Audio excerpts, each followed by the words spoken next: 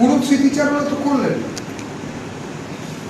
গুজরাট থেকে বালতি কি করে ব্যবস্থা হয়েছিল? প্লাস্টিকের বালতি বরাদ পেয়েছিল একটা গুজরাটি কোম্পানি, কোটি কোটি টাকা। সেই স্মৃতিচারণা তো করলেন না, কি করে পেলেন? সেই স্মৃতিচারণা তো হলো না যে বহু জায়গায় বেআইনি বাড়ি কি করে তৈরি হয়েছে কলকাতা কর্পোরেশনের এলাকায়, তারা তাদের মদত দিয়েছে। সেই স্মৃতিচারণা তো আমরা শুনলাম না যে কারা কলকাতার মতন একটা জায়গা গুলশান কলোনি বানিয়ে ফেলেছে। সেটাও তো শুনলাম না যে বানতলা এপাশে লেদার কমপ্লেক্সের এদিকটা কলকাতা কর্পোরেশনের যেখানে এলাকা, সেখানে কিভাবে বিভিন্ন রকম দূষণওয়ালা কারখানা চলছে বেআইনি ভাবে। সেই স্মৃতিচারণাগুলো হলে পুরোপুরি স্মৃতিচারণা হতো।